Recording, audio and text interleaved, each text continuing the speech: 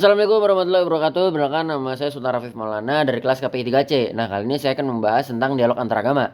Jadi, dialog antaragama itu apa? Dialog antaragama itu adalah proses mengobrol atau proses interaksi antara dua kelompok, dua orang yang mana mereka ini berbeda pendapat.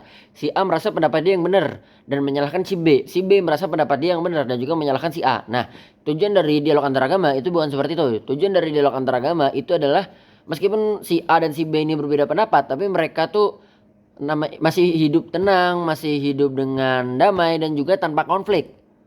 Nah, di dalam Islam dialog itu sangat dianjurkan. Bahkan Al-Qur'an itu mengajarkan kita ketika kita berdialog kita tuh harus ngomong dengan yang sopan, kita juga harus baik dan juga kita tidak memancing konflik.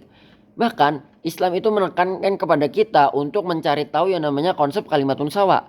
Konsep kalimatun sawa itu adalah titik temu atau persamaan sebelum kita membahas perbedaan.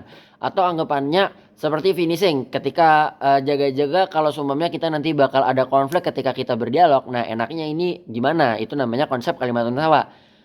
Dan juga supaya dialog kita tetap sehat, Islam itu juga punya etika komunikasi. Seperti contohnya kita harus berbicara dengan jujur, terus kita harus menggunakan kata-kata yang baik, kata-kata yang sopan. Dan juga kalau bisa kita ngomong dengan lemah lembut dan mudah dipahami.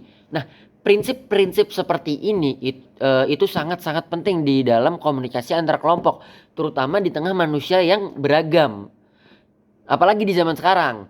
Di zaman sekarang dialog antar agama itu punya banyak sekali tantangan, mulai dari perbedaan ajaran, bahkan kita yang sama keyakinan aja masih banyak beda ajarannya, masih banyak yang beda pendapat.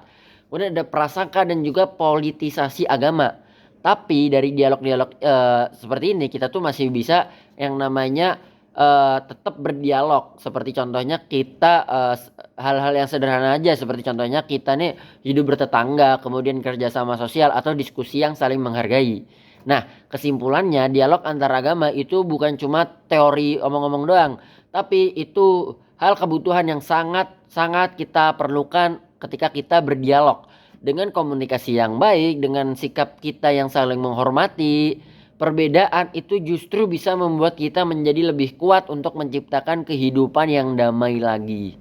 Sekian dari saya. Assalamualaikum warahmatullahi wabarakatuh.